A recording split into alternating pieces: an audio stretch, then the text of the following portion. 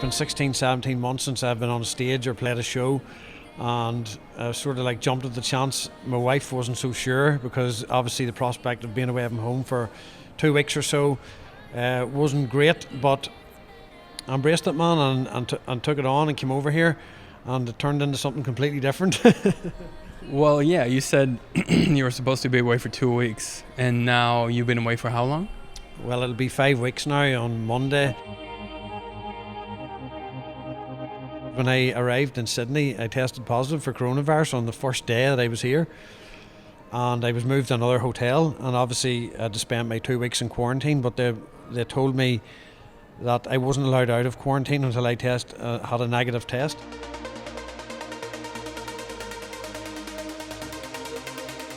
I don't think I've been apart from my wife and daughter for more than a week since we've been married, or my child has been born, and I'm missing them like madman, and missing them like terribly at the minute. But I've came this far, and I have to try and make the most of it and make the most of the shows. And as a DJ and an artist, that's very important to me as well, that I deliver.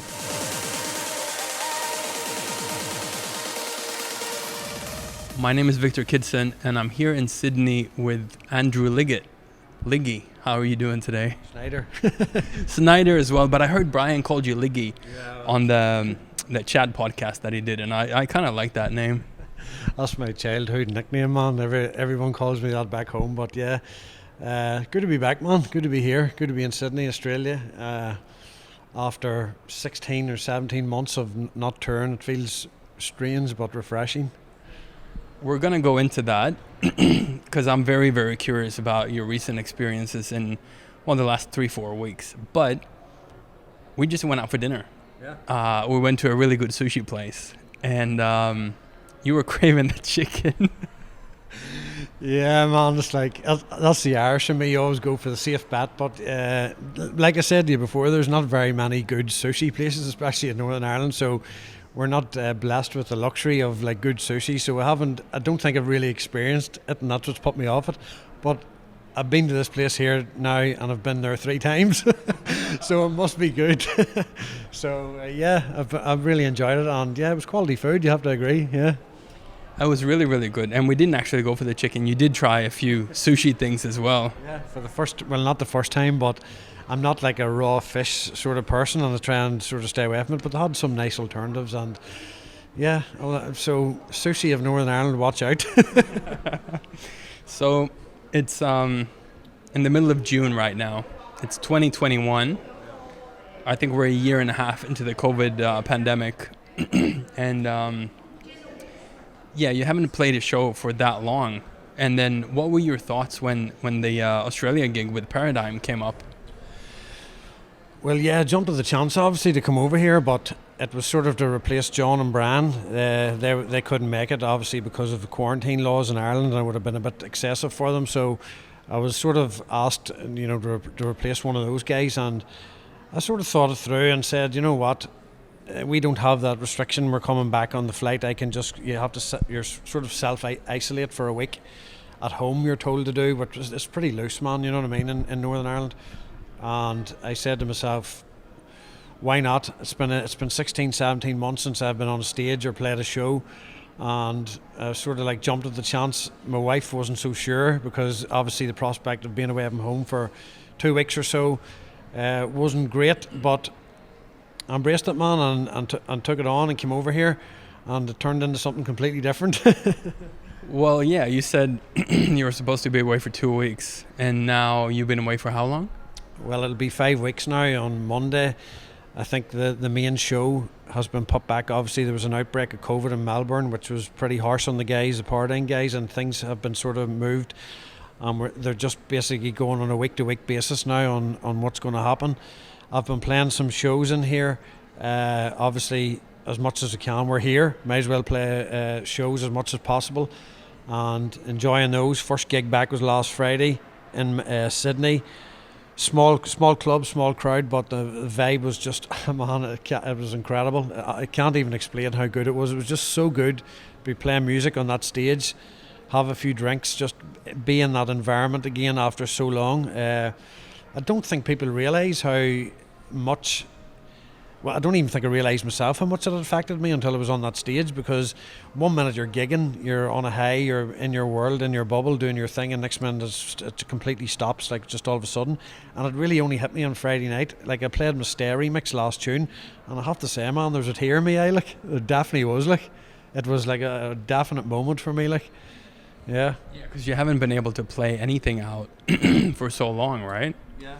What was the bus like going into the gig, like the day before, and like what was your feelings like? Well, it was a bit of a crazy few weeks for me, man, leading up to the show, because when I arrived in Sydney, I tested positive for coronavirus on the first day that I was here, and I was moved to another hotel, and obviously I had to spend my 2 weeks in quarantine. But they told me that I wasn't allowed out of quarantine until I had a negative test. So I would consider myself to be asymptomatic. I didn't have any symptoms, so I was sitting in a room waiting on symptoms coming on, and nothing happened. 1 week went past, 2 weeks went past. They were testing me every 2-3 days, blood tests, PCR tests, kept coming back positive. And I was like, what's going on here, man? It was starting to turn into a bit of a nightmare. I was sort of crawling the walls. And 2.5 weeks passed, and I was, this can't be happening to me. 3 weeks passed, and I was still in there, 21 days. And I think on the 20th day, they let me out. They said, right, you're a free man as such. So it turned into a bit of an ordeal for me. 2 weeks quarantine turned into 3. And, you know, fair play to all the guys that keeping in contact with me over the whole time, just trying to keep my spirits high. It was tough on me mentally, I have to say. It was definitely an experience that I want to put behind me as quickly as possible. But coming out of that, I think I lost about half a stone in weight and put it on again over the space of 24 hours, because I just went into the Woolworths shop and spent about $150 in snacks and just went crazy. Sorry. But yeah, it had to be done. And then there was the show, literally, like, I think it was the next night or the 2 nights after that I got out of quarantine. So it was just such a roller coaster of emotions, man, going from one extreme low to a massive high. But here I am, I'm still here, and things, I'm healthy, and I'm thankful for that. What did you learn about yourself after hanging out with yourself for 21 days in a room like that? That I have terrible taste in music. No, honestly, I think, like, it was a strange time, man, because the only way I can describe it is that because I was waiting every day for the symptoms to come on, I was very sort of anxious, and it was a lot, like, I consider myself to be a mentally strong sort of person, but that was a feeling in a place that I've never been before. It was a very bizarre feeling, and I suffered for jet lag for the first week. Like, usually when I come here I get hit hard with jet lag, but this lasted a full week, so I was like awake for 2 days, 2.5 days, 3 days, and then sleeping for a full day, and then same again. So that the days were very long at the start.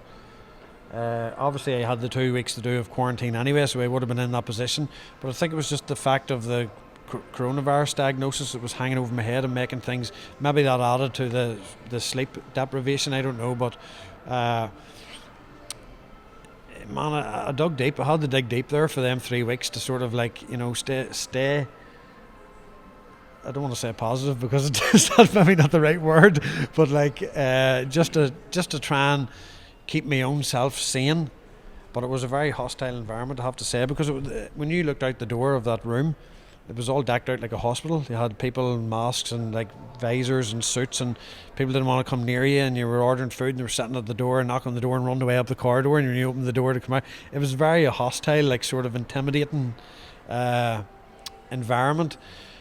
But, like, shout out to the Australian government to have things under wraps here, I would say, and in terms of that, and they're really leading the way, I would say, in terms of, like, keeping things under control. But that strict rules that applied to everybody wasn't doing me any favours whenever I wasn't feeling any symptoms. And anyway, I dug deep, man, and got through it, and I'm out and I'm here, and I'm, like, looking forward to getting some more shows in before. So yeah. What did you do? Like, how did you entertain yourself? What did you do during those 21 days? The whole plan was to make music. Obviously, spend 2 weeks studio time getting ideas down and working on some music, and spending the time doing that basically.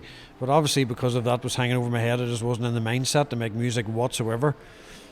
So I spent time trying to stay away from Google, because when you type symptoms and stuff into Google, everything comes up, and you know yourself, when you become like one of these people, self diagnosis sort of people that can just send your mind crazy. So I tried to stay away from that. That was my number one thing. Stay off. Yeah, because you were kind of waiting for it to blow out, like to start, right?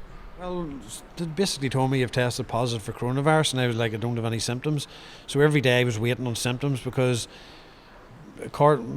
judging by from what I've known back home, my mum's a nurse and stuff, the first like 14 days the symptoms can come on at any time. So it can be in your system, and then the symptoms can sort of come at like any time in the 14 days. Once you pass that, the chances of them coming on are pretty slim. So for the first 2 weeks I was sitting on the edge of the seat, man, waiting, and every day I was waking up going, is my throat sore, is it not? You know, like it was just sort of like that sort of vibe. And you know, thankfully nothing happened, and I did have a wee bit of like, at the very start I would say, like a wee bit of a grouchy throat. But man, I put that down to the air conditioning on the flight, because I've had that before, you know what I mean? It was nothing. It was past in 2 days. But, you know, to answer your question, I was sort of like waiting every day, and it was just sort of like day by day and trying to get things over. Once I passed the 14 days, it was all right, nothing's going to happen to me here. And it sort of became a bit more, you know, the mindset changed a bit, but it was a long 3 weeks, I can tell you that. What did your support system look like? Like, who did you talk to? How did you stay sane? I was just keeping in contact. My wife was phoning me every day, twice a day probably. Obviously my mum, Bryan Kearney obviously was messaging me a lot. John, Rob, all my team, Music First, was keeping in regular contact with Brandon, Victor B, Giuseppe, Sam Jones that was here. A lot of the guys were all pitching in, like the promoters, the Paradigm guys were messaging me every other day, just keeping me, you know, making sure my spirits were high, making sure I was still here. So yeah, I can laugh about it now, that's the thing, but at the time it was like, oh man. But yeah, fair play to all the guys that sort of like kept my spirits high and were messaging me and trying to keep me a bit upbeat. And then you were released from quarantine and just went straight. Well, you went to Woolies to pick up the snacks first, right? I bought my own weight in crisps, and everyone knows I like my crisps, so I bought my own weight in crisps and whatever, and I think I deserved it, man. I think if there was a time to peg out, it was that time. So yeah, that was it, man. I just sort of like, you know, bought some snacks. I was in a different hotel, transferred me here now where I'm at now, and it was just great, man, just to like kick back. Obviously I could kick back and watch movies in there, but it was good to have the relief of the weight off my shoulders, come here, kick back, go out for a walk, some fresh air, balance my day up. And it took me a couple of days, man, to adjust, to be honest. When I got out, it was like, you know, get myself back, sleeping patterns and all the rest. So yeah, I'm only starting to enjoy Australia now, to be honest. Well, you've 21 days of your life are kind of gone, right? Because you were just in that room. Well, yeah, it's just basically living in a room, no human contact, you know, just your own company, and that was it. It was just like browsing Facebook and trying to chat to people as if nothing was going on. But yeah, it's a surreal experience, man, and it's something that I don't wish ever to happen again to me or anyone else. So yeah, I'm just trying to, you know, to be honest, put it behind me and move forward. And it's just one of these things that we're living in strange times.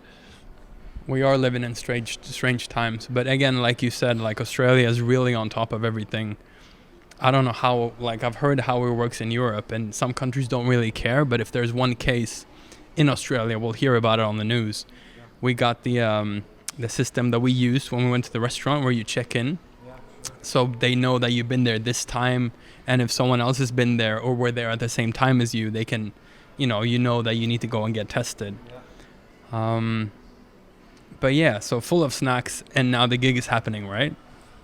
First show was in Sydney last weekend, incredible, and now obviously because the festival has been postponed, I'm getting another couple of side shows. I'm playing again Sydney this Friday, Brisbane on Saturday, and also an extended set in Melbourne, hopefully on Sunday.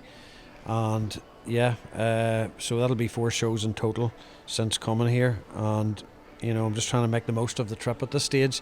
And I just want to mention that it should be a big shout out to the Paradigm guys for the incredibly tough situation that they've been put in. And I see a lot of things online and people giving them like a bit of crap and stuff like, and they have to understand these guys want this festival to happen as much as everybody else. It's in their interest. They want to deliver for everyone. That's what they do. That's their thing. So they just have to play it by the rules at the minute, and it's hard for everybody. So hats off to the guys for being so accommodating and like trying their best to like make the most out of everything. Really, I think. Well, I have to agree. Just like running a show, like in times like this, in Australia, which is an open country right now, or a little bit more open, but it's just insane that they took on that task and got people here, which is even impossible to get into the country if you're not a citizen at the minute as well, which is just incredible, I think, too. Yeah, well, obviously the festival was rescheduled from last summer, so this was like a rescheduled date, but like you said, I feel very privileged to be sitting here. The guys are working relentlessly to make this happen for everybody, make the best experience for everybody under the circumstances, and I think like the guys here should be very happy to see international artists here playing music in clubs, because us back in Europe we've had none of that, and we're not getting any of that, and we haven't had that for like a long time. So the guys should be very, very thankful that they can even get out to see a DJ, and I'm very thankful to be here to supply the music, and hopefully things work out. So you were supposed to be here for 2 weeks, and it changed to 5 weeks on Monday, you said, right? 5 weeks, yeah. How does it feel? Because I know you got your family obviously at home, right? How does it feel? Well, I don't think I've been apart from my wife and daughter for more than a week since we've been married, or my child has been born, and I'm missing them like madman, and missing them like terribly at the minute. And I know that it's tough for Kasia, obviously, with a child at home trying to do the work of 2 parents, which is like, take my hat off to her. It's been tough, but I've came this far, and I have to try and make the most of it and make the most of the shows. And as a DJ and an artist, that's very important to me as well, that I deliver for the fans. So I'm going to stay here and play the side shows and do whatever it takes to make people happy and make the Paradigm guys happy. But I think like a week is the maximum that I have been away from my family. It's not something that I like, because I'm a very family orientated guy. So for me, I'm missing them like crazy, man. I can't wait to get home, and I know it's going to be. I know my daughter has a file page list of promises that I've promised her over the last 2 weeks that I'm going to have to fulfill. So it's going to be a busy month now when I get back. So might end up back in quarantine. The last time we met was actually here in Sydney as well, for your transmission gig. Yeah. And that was about 16 months ago. It was the last show I played. The last show I played in Australia was here for transmission, the show that you came down to, and it's ironic now that the first show back is like, Yeah, 'cause that was the last show you played, like since you played Sydney the other day. Yeah, so it's kind of like strange that it was like that, but it's just the way it is, man. And I'm just really praying. The UK government have just announced today or yesterday an extension onto like the opening of clubs. It's going to be another while, and I know a lot of heads have dropped, and I just like hope people can stay, their keep the chin up for another while. And it's going to be tough, man. Like the UK has been hit pretty hard, and I know a lot of the smaller venues and clubs have been financially hit, and they're closing. And I'm just hoping things come back the way they were, because the community and the club scene in Ireland and all over the UK is a pretty tight-knit community, and we're all sort of in this together. So if there's no clubs, there's no DJs, there's no music. It's as simple as that. If we look back at the previous 16 months, a lot of things have happened. Yeah. I was listening to your chat podcast with Bryan, and I got goosebumps, because you guys were talking about how both your dads passed away. Yeah. And for me, listening to that was just very, very, very emotional. My dad's still alive, but just hearing you guys talk about that Yeah, how do you feel now? At that time when I done the podcast with Bryan, I would say I was still deep in the grieving stage, and I didn't know how much I was grieving and how much I was hurting inside until I started sort of talking to Bryan, and I sort of opened up a wee bit, and I did feel very emotional. But now, I think I've not passed the grieving stage. I don't want to say it in that way. I'm still obviously always will be grieving, but I'm trying to turn those memories into good memories and positive memories, and that's the stage I'm at now, and how I'm feeling now, and I'm trying to just more or less celebrate my dad's life rather than be downbeat all the time. I'm trying to turn it into a celebration of life, and that's exactly how I'm feeling right now. Obviously the experience and the last 12 months with losing basically my job and my career, topped with that, made the last 12 months an absolute nightmare for me. I wouldn't wish it on anybody, but the grief of losing a parent is something else. Like it's like Bryan said to me on messages, that it's probably one of the most traumatic things you'll ever go through, and I would have to agree with him on that. It's just something like it. You think your parents are invincible, and then whenever something like that happens to you, and sort of you always think it's never going to be me. And then when that happens, it sort of puts you on the back foot, man. You're like, you're on a real low. But like I said, I'm trying to turn my dad's life into a celebration and good memories. How do you think talking to Bryan helped you in your grieving process? Massively, because I knew Bryan had been through the same thing. And I would say Bryan is similar in personality to me, where I'm sort of like, we talk among friends, but I'm like, at the same time, there's things we don't talk about, and we're very sort of like keep things personal. And it was really good to talk to Bryan, because I consider Bryan a good friend, number one. Number two, he gave me some really good advice, and I know that he had been through a similar experience, because I didn't really talk to anybody else in my friend's circle, because they either hadn't been through the experience, or it was just me being a sort of like closed person. So it's just like the opportunity came up, and speaking to Bryan reached out first and then the podcast, so it was sort of like a forced way of me opening up as such, but I really needed it, man. I have to say, I really needed that conversation, and it was really good for me to get it off my chest and speak about it.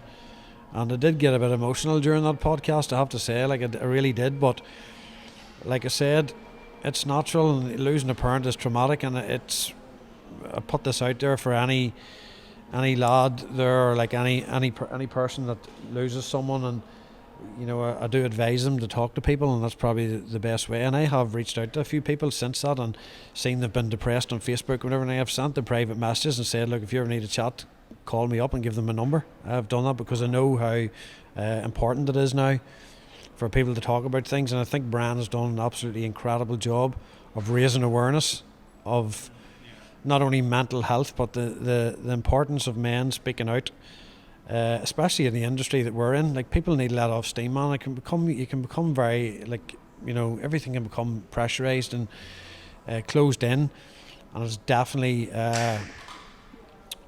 for me worth listening to one of those podcasts if you haven't, and you'll see things from a different perspective. What was the moment like when you realized that your dad was gone? Like, what was, like, how do you react? Do you remember anything from that? I can remember the morning very clearly. I had nightmares for 6 months after it, because it just kept flashing back. It was just like, man, words can't describe. Like, my mum phoned me, and I drove into the house, and obviously my mum's a nurse, and she had been doing resuscitation on my dad, so I knew when I ran into the house and he was sitting on the sofa, like, sort of crying, that if he hadn't have been brought him back between that time, that 20 minutes of me getting in there, the chances were very slim. I just run up the stairs and just seen him, man. But it was just that moment, is like, it's time just stops, man. Do you know what I mean? It's just like, your words can't describe. The whole blood just drains from your face, and you become like, you know, just like really, I don't know, man. It's just, words can't describe how I felt in that moment. Like, it's for days after, I was numb and like, just, you know, in a completely different world. I just wasn't even thinking straight. it's a feeling that I can't describe really, and I don't ever want to go through that feeling again, to be honest. The only way I could describe it, man, was like I felt very like I'd say for a week after it, I felt like I had a severe jet lag. So my body was just like heavy, tired, so emotionally completely drained, like, and that's the only way I could compare it to, like. You know, when you're really tired with jet lag and you're so tired you can't even focus, and your body feels so heavy and like drained, and you just want to like collapse. That's what I felt for a week, man. That's the only way I could compare it to. And you know, everything went out the window on that day. Like, you know, just like after couldn't get my head together in the studio, couldn't like focus on music, couldn't like everything. It took me a while, and at that time, me and my dad would have been pretty close because we're always close from working together, but because I had that time off due to the pandemic, I was doing some projects and stuff around the house, and he was out helping me, and it was sort of like, I'm so glad that I got that last X amount of months where we were bonding together. We fought like cat and dog. Like Bryan said, we're too similar. We like everything he done was the right way, and everything that I done was the right way, and we're always like arguing. He used to go home to my mum and call me everything, saying like he thinks he knows everything when I've been in the building trade for like 40 odd years. And I do think I know everything when it comes to building, but sure, like so does he, but like that's the way it is, man. But I'm just so glad and thankful that I got to spend those last quality months together, and you know, like I said to you, I'm turning those memories into positive memories and a celebration of his life. What I loved hearing in the podcast was when you were chatting to Bryan, was when you met all your dad's friends, and you heard the stories about your dad, and you like heard more about how he was. That's something that really, like, obviously the age gap, I don't really associate myself with my dad's friends because they're his friends, and the cringe, the stuff they say when they're out drinking and stuff, and I wouldn't be around that sort of clientele, do you know what I mean? So for me it was like, I do my thing and he does his things with his friends, so we've never really spoke. Obviously I know the men, but I've never really spoke to them. And it wasn't until the wake and, you know, days after that they were telling me so many like stories about him and how much of a caring man that he actually was, and how he always seen the best in everybody, and it sort of took me aback a wee bit, you know what I mean? And like some of the stories were absolutely incredible, do you know what I mean? And it was just like, it was great to hear that, and it sort of like really helped me with the grieving process as well, because again, it turned things into a celebration of his life the way it should have been. Like, my dad was a very devout Christian man. He always seen the good in everything that everybody done. Like, I know people has ripped him off in ways and stuff like, and he would still stop and talk to him on the street, and I would like send him, why are you talking to that man? Like, he just, you know, ripped you off for this, whatever, and he just said, it's like, that's the way it is. Like, he just always, like, such incredible thought process and way to be. And like I said to you at dinner, that's something that I'm trying to take into my personality going forward, not to be so forthcoming, and like, if somebody's in a bad mood or they say something to you, you don't know what they're going through, and just like trying to take a step back, and I don't want to use the word judgmental, but like try and be a bit more accommodating to people's personalities and think about things a wee bit more. And obviously there's still dickheads out there, don't get me wrong, they'll always exist, but like, I'm just, you know, and just generalising, you know. Yeah. How did you move on, and how did things slowly move on after your dad passed away? Well, it was a tough few months, man, because it happened at the end of September, so Christmas was just around the corner, and Christmas is, as you know, being from Sweden yourself and anyone in Europe, Christmas is a big family thing. It is all over the world, I guess, but in Ireland it's very, very family orientated, so it was a tough Christmas, and a very, like, as if we just wanted to get Christmas out of the way and just get it done and move on into the new year. So I would say it was like the January before I started really getting myself together again. Just before Christmas I started taking on some building work, and I started getting that done just to take my mind off things, because I had to do it, and I just started taking some outside projects on. I was working on those just to sort of keep my mind occupied, and it actually made me worse, because everywhere I looked, I seen my dad because of the tools and the work van, and I always associated with him. Even like, getting into the van and seeing the wee notes that he had written of materials lists and stuff, and I ended up having to clean the whole van out because it was too much for me seeing all that stuff all the time. And I thought it would make me better, but it didn't. And then I just said, you know what, the only thing that's going to make me turn a corner here is channel my emotions into music. So back into the studio in January and February, and that's what I done. Started writing music again and channeling my emotion into melodies, and just the best way I know how, really. But my mum and my sister especially it hit her really hard. She was very, very close to my dad, like being the only girl, and he sort of would have spoiled her rotten, like, so he was very, very close to her, and she took it very, very hard. And we're just all trying to be there for each other, man. And then I suppose in the new year, my sister planned a challenge, like a 7-peak challenge mountain thing, where we could all come together as a family and we could do the 7-peak morning challenge for charity. And we thought it would be something very fitting for my dad, and because he loved the outdoors. We donated the money to the Heart, Chest and Stroke Foundation in Northern Ireland. I raised a lot of money, done the 7 peaks, and then I discovered that I absolutely loved mountain walking. So it's, things like that have contributed towards me getting something better in my life. It's healthy, number one, and puts you in a good mindset. So it's sometimes when one door closes, another one opens in different ways, and it's like strange that way. But I've been just trying to keep myself active, man, and talk to people, I would say, probably a lot more, and also listen a lot more to people. I think that's very, very important, and it's something that I know for a fact that I've neglected a lot of them. You can become so wrapped up in the music industry and stuff. You're like, people's talking to you, but you're not actually listening to them. You're hearing them, but you're not listening, because your head's just going 90 miles an hour. And I've tried to take a wee step back and try and I'm starting to sound like an old man, aren't I? Going back to the challenge that you did, you briefly told me about a specific moment at dinner that I wanted to go a little bit deeper into.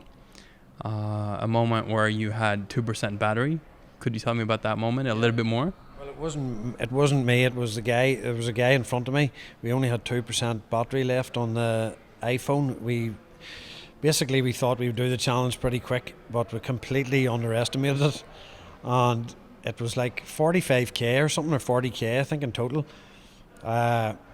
And we started at like 6 or 7 o'clock in the morning, never finished at 11 at night. It took us that long. It was just so intense, so tough. I never want to go through anything like that again. I'm happy enough to go and do the mountains and do a peak or two and treat it as like relaxation, push myself like and whatever. But this was Bear Grylls shit, like. This was just like military stuff, like.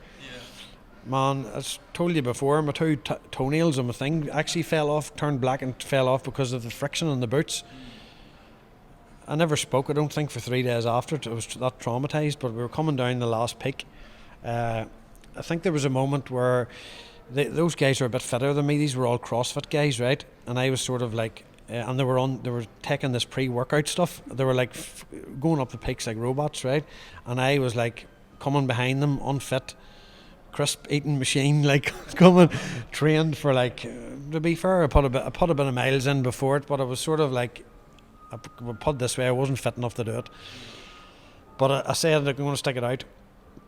They were like coming up the last saddle, and I was sort of behind them, and there was a moment that I just stopped, man, and I just looked around, and I just lay on the grass. I had a backpack on, and I just lay on the grass and look up in the sky and goes, I'm going to die here. That's honestly how I felt. Like, I says, I'm not going to make it. I know it's another 2 hours down this saddle. We're losing light. I said, I'm not going to make it down here. So we got up to the top of the saddle, and then we had to walk away down the saddle to the car park. It was like another hour and a half or something, and we're on 2% battery of the guy's iPhone torch, and it's hard enough walking in that terrain in the daytime in the sunlight without that. And my mouth started to get so dry, and I was dehydrated. I was hallucinating and everything.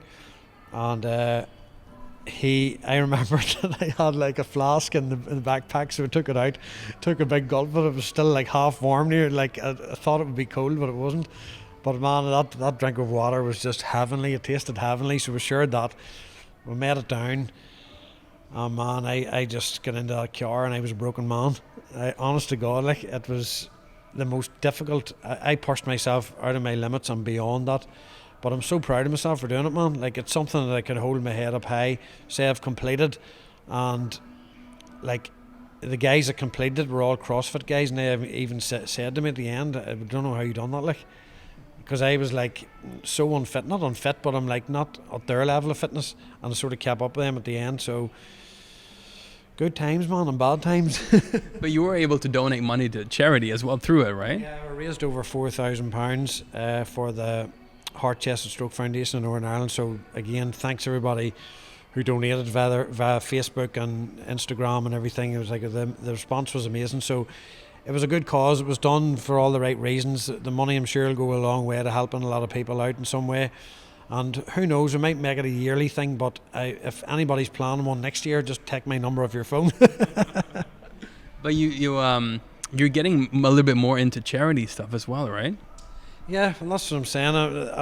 I'm doing that, and I'm starting to think of like other things to do throughout the year. I want to get more involved in that because the feeling of satisfaction that I had from that was like absolutely incredible. And it's just like from the whole build up of like raising the money, doing stuff on Instagram and seeing the money go up and everything, it was a great feeling, man. Do you know what I mean? Now it wasn't only me that raised the money; it was obviously everybody together, and we all done it. It was a complete team effort, but you know, it's just the satisfaction that I got was amazing. So I want to try and do more stuff. Like I felt really good, and I want to donate more of my time to something. I don't know what yet, but I'm going to start looking around different things, and I'm going to pick some things to do, and I'm just going to try and turn something that I enjoy doing that's going to help me benefit my health and do it and turn it into like something that can benefit a charity as well. I think it's a good idea, like doing it that way. It's a good way to think about things. Do you know what I mean? So that's what I'm going to try and do. And you got to earn those crisps too, right? Man, crisps. I am actually thinking of Banashire and Tato's, like the famous crisps in Northern Ireland, because I miss them so much when I'm away on tour and you can't get them here. So when Are those the crisps that got you into the newspaper thing? No? They're the ones I won £1,000 from. Like everybody says, oh, like, you know, you should bad for your health eating these crisps. But when I won that £1,000, we weren't long spending it. Yeah. If we talk musically, if we look back at the past 16 months, what were your expectations on yourself, production-wise? Because you knew you wouldn't be DJing for a while, right? Yeah, well, it's a strange one because whenever my last show obviously was Australia, and then the last time I was with all the guys together was at John's wedding, and we were all socialising and everything, and it was just starting to creep in then, you know, you had like coming on the news and things was escalating a wee bit, and then I had some shows lined up, Trance Sanctuary in London, ironically, which was one of the first interviews we done. Do you remember that one? New Year's Eve, Raduna. Yeah. That was a good event. Yeah, it was a good night, man. Yeah, so that show was scheduled in for March.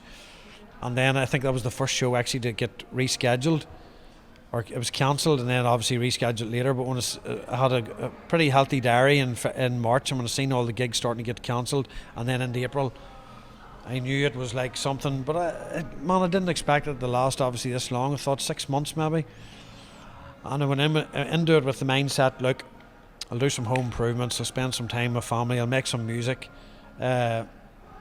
I'll use the downtime as a positive to get some rest, get some balance back in my life, do whatever. And that's what I done, man. I was in the studio hitting it hard, ideas were flowing, had regular sleep patterns, I started back training in the gym, I was eating properly, I was sleeping properly, I was training. I felt good, do you know what I mean? Because I didn't have to pack to go away at the weekends. Obviously I missed the shows, but having that bit of normality back in my life was golden, just for even, albeit temporary, what it was going to be. And I was hitting the studio, the ideas was flowing, I was writing a track a week, or like what I would consider like a good strong idea, putting in the folder. And then obviously my dad got sick in May and things started to, I was on edge then and started to affect me. And I didn't really do much studio work, but I was still releasing music throughout the summer, and then I've sort of like pulled back on the music, releasing music, because I'm not getting when something's new, you want to play it out, And by the time you're getting to play gigs now, the music's old. You feel like it's old. You feel like you're playing old music, even though it's not old. It's maybe been released, but you haven't got the chance to play it out. But people's heard it, and it's old to them. Such as the shelf life of music these days, and like after 2 weeks the song's old, and that's basically how it is. So I want rather stockpile my music, which I probably wish I had done at the start, and then release it all when things go back, so I have some fresh new music, and that's what I'm trying to focus on now going forward. And I'm working hard, and I'm still have lots of music.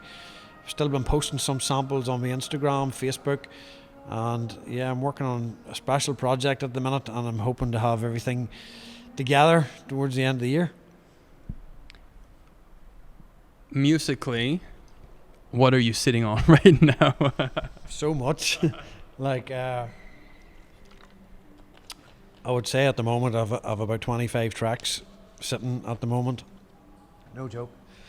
And I would say 50% of those are like finished, and the other 50% I'm sort of like working on, putting in the hours to get them finished. So I've a lot of stuff, a lot of vocals, a lot of new, old, actually influenced tech trance, which I'm really excited about. And I've written literally the first week back in the studio after my dad passed away, that I felt like I was in the mindset to make music. I wrote the best melody that I've ever written before, and it's definitely the best melody I've ever written. So I'm in the process of looking for a vocalist for that, and it's going to be a track which I'm going to dedicate to my dad, obviously. So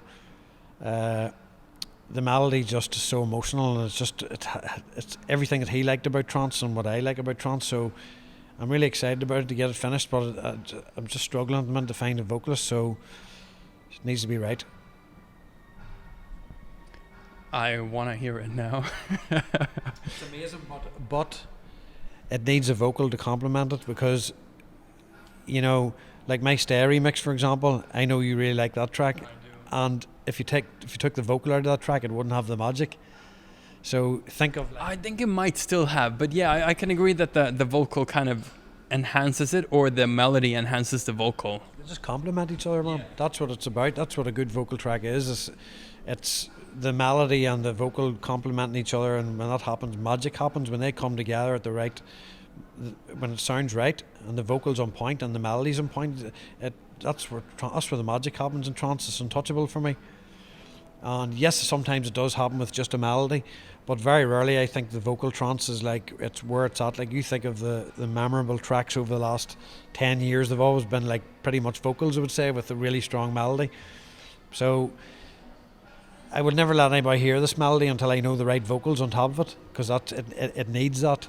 It needs that to complement it. So I'm excited for it, get it finished.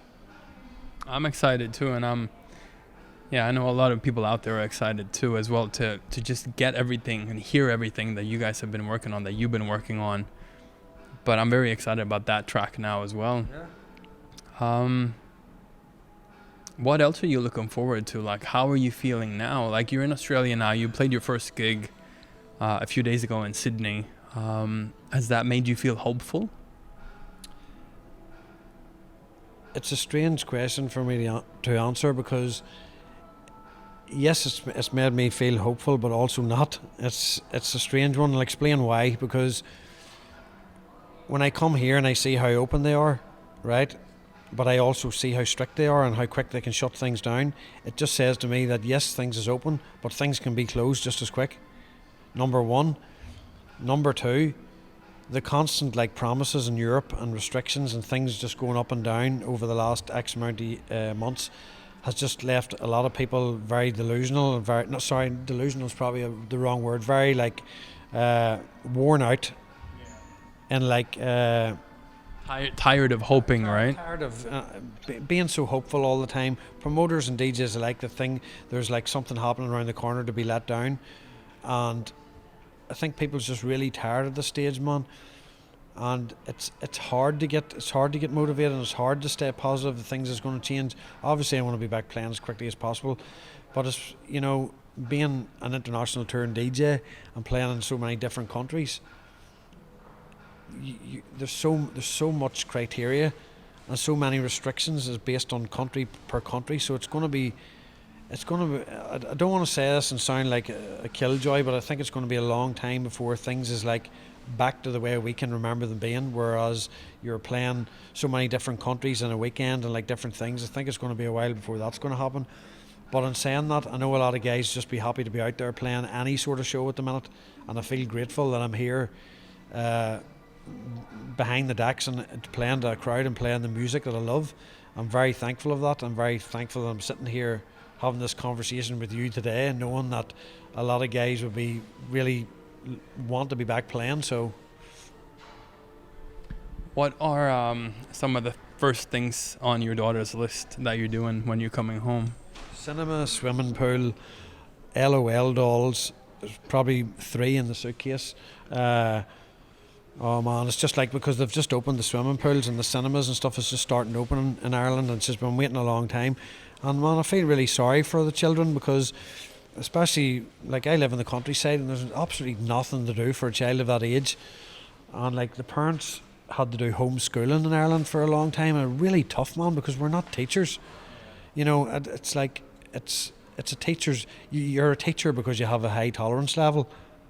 I mean, I just don't, man. I can't. Like, my extent of tolerance comes reading a book at night, putting my daughter to sleep, or reading her a story or something. But if she looks and reaches for that second book, all mayhem breaks loose.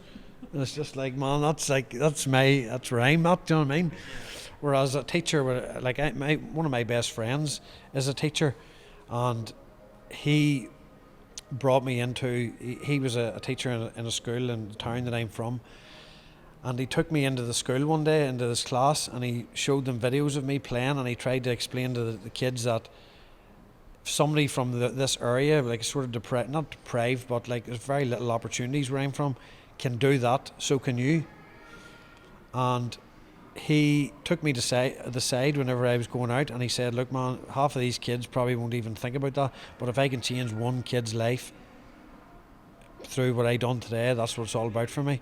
That really touched me, man, you know what I mean? Because to be a teacher and have that sort of high level of tolerance and that vision to change like even one person's life is like, it's amazing. So going back to what I was saying, retracting back to what I was saying, my level of tolerance would be pretty low. So I'm just going to have to go through the list, man, and sort of like do my best, and I'll be happy to do it, because she's had like the child, and as I know many children in Northern Ireland over the last year have had it really tough, especially with going to school, being in amongst your friends, and then one day being completely taken away from that, and then back to school again for a month in with you, because they don't understand what's going on. Like, my daughter keeps asking me, is coronavirus still here? She doesn't know what it is. Like, she knows the word coronavirus, but she doesn't know what it is.